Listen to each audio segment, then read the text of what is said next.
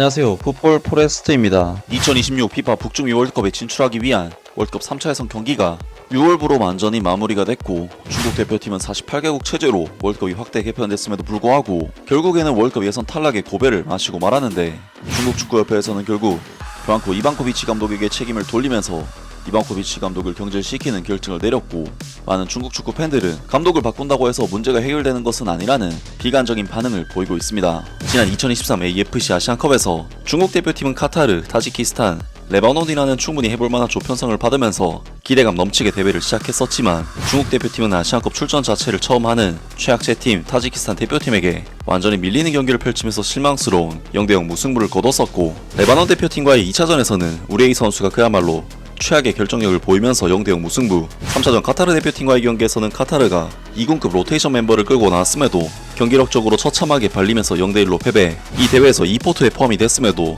단 한 골도 넣지 못하고 단 한 번도 못 이기는 최악의 성적을 거두면서 치욕적인 탈락을 당했었는데요. 물론 중국 대표팀의 전력이 아시아에서도 그리 강한 전력으로 평가받는 팀은 아니긴 하지만, 지난 두 대회 연속 8강에는 올라왔던 팀이기 때문에 이번 대회 중국 대표팀의 부진은 그야말로 충격적인 결과였습니다. 그리고 중국 대표팀은 아시안컵에서의 최악의 부진을 거둔 양코비치 감독을 대회 직후 경질하는 결정을 내렸고, 양코비치 감독의 후임으로 오만 대표팀과 이란 대표팀 등 중동에서 상당한 경력을 쌓았던 이방코비치 감독을 선임했었는데, 이방코비치 감독은 기존의 양코비치 감독보다 나이대는 좀 있긴 하지만 이란 대표팀 디나모 자그레브, 이란 최고 명문 클럽인 페르세폴리스 클럽 등 커리어적인 측면에 있어서는 양코비치 감독보다 한 수 위의 인물이라고 할 수 있었기 때문에 중국 대표팀이 소방수로서 투입하기에는 나름대로 적절한 인물이라고 할 수 있었는데요.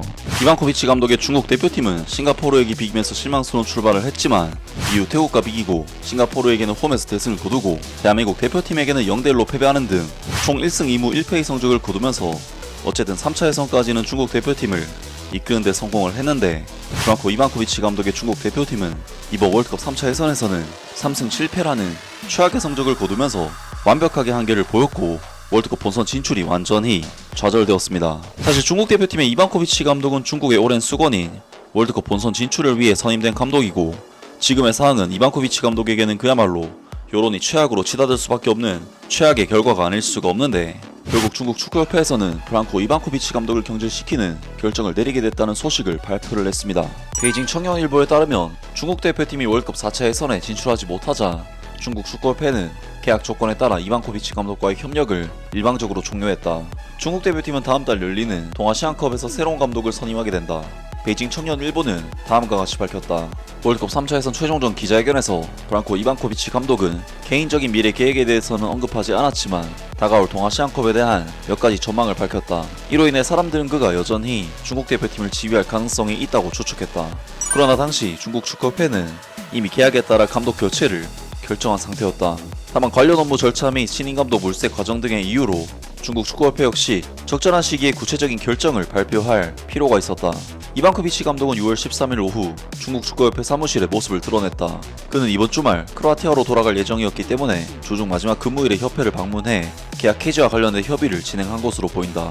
양측이 처음 체결한 계약서에는 3차 예선을 포함한 이번 월드컵 아시아 예선 각 단계에서의 성적 목표가 명확히 명시되어 있었기 때문에 중국 대표팀이 아시아 최종 예선 플레이오프 진출에 실패한 상황에서는 중국 축구협회가 위약금 없이 이방코비치 감독 측과 계약을 종료할 수 있다. 이로 인해 계약 이행 및 해지 문제에 대해서는 양측 간의 이견이 없는 것으로 알려졌다. 따라서 일각에서 제기된 이방코비치 감독이 위약금을 챙기려고 한다는 루머는 사실이 아님이 자연스럽게 드러났다. 올해 71세인 이방코비치 감독은 중국 대표팀에서 1년 3개월간의 임기를 마친 후 새로운 팀을 맡게 될지 관심이 쏠리고 있다. 알려진 바에 따르면 2025년에 접어든 이후 그는 이란, 이라크, 러시아, 크로아티아, 사우디아라비아 등 여러 국가의 클럽이나 축구협회로부터 감독 제의를 받은 것으로 전해졌으며, 차기 행선지를 찾는데 큰 어려움은 없을 것으로 보인다. 사실 중국 대표팀이 감독을 교체할 때마다 중국 축구협회는 여러 명의 감독, 특히 외국인 감독들로부터 제안을 받아왔다.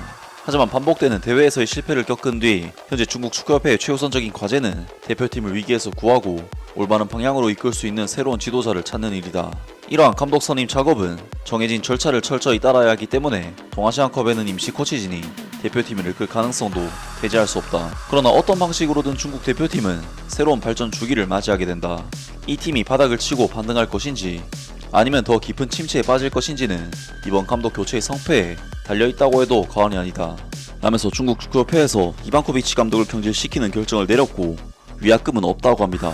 이반코비치 감독은 캐리어에 짐을 싸고 공항을 통해 중국을 떠나는 모습이 포착이 되었기 때문에 이미 중국을 떠난 것으로 확인이 되는데, 많은 중국 축구 팬들은 감독을 바꾼다고 해서 문제가 해결되는 것은 아니라는 비관적인 반응을 보이고 있습니다. 어떤 감독이 오더라도 볼점률 30%, 후방에서 무조건 롱킥, 코너킥은 라인 밖으로, 공격수는 트래핑하면 공이 10m는 튀어나가, 펩 과르디올라, 위르겐 클롭 감독이 와도 소용없어. 이런 선수들을 가지고는 신이 와서 팀을 맡아도 힘들다. 선수들의 실력을 먼저 파악하는 게 그렇게 어려운가? 이 사람은 진작에 스스로 물러났어야 했는데 괜히 뻔뻔하게 끝까지 버티고 있었네. 실력이 안 되면 어떤 전술이든 소용없다. 10분이 안 돼서 전부 페널티 박스 라인까지 몰려버렸다.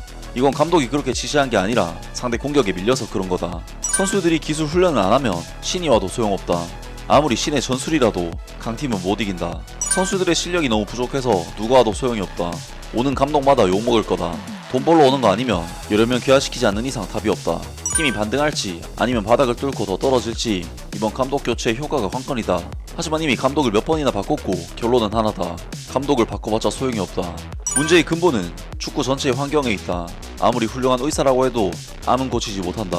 국가대표 선수들의 경기장에서 모든 행동들이 외국인 감독 지원자들을 다 도망가게 만들 것이다. 중국인 감독들의 전체적인 수준도 아직은 부족하다. 감독을 뽑는 건 결국 또 그 사람들일 거고, 여전히 익숙한 방식, 익숙한 맛, 또다시 4년 주기의 반복, 결과도 똑같을 거야. 리비까지 왔다가 열받아서 떠났을 정도면 중국 대표팀은 이제 외계인밖에 감독을 맡을 사람이 없겠다. 누구를 탓해도 소용없어. 경기를 보면 진지하게 뛰는 선수가 몇이나 돼. 중요한 경기인데도 느긋하게 걸어다니듯이 뛰고 있어. 이게 정말 국가대표팀이냐? 수십 년 동안의 중국 대표팀은 말 그대로 계속해서 엉망이었어. 아무리 실력 있는 요리사가 와도 제대로 된 요리를 만들 수가 없을 정도야. 중국 대표팀이 지는 것은 어쩔 수 없다. 어차피 실력이 그 정도니까. 하지만 최소한 아무런 반격도 못하고 지는 것은 안 된다. 감독을 뽑을 때는 반드시 팀을 하나로 묶을 수 있는 사람을 선택해야 한다. 그런데 많은 중국 축구 팬들이 중국 축구의 문제는 감독 문제가 아니라 선수 문제라는 반응을 보였습니다. 정말 중국 축구는 리그에 슈퍼스타들도 데려오고 축구 학교도 세우고 귀하 선수들도 오지게 돌리고도 전혀 발전이 없는 모습을 보여주고 있는데요. 어떻게 이렇게 투자 대비 효율이 안 나올 수 있는지 정말 불가사의할 정도로 이해가 안 되는 부분이고, 중국 축구의 가장 큰 문제는 조금도 발전하지 못하고 있다는 부분이 아닐까 싶습니다. 아무튼 오늘 영상은 여기까지고요. 영상 재밌게 보셨다면 구독과 좋아요 그리고 댓글 부탁드립니다. 감사합니다.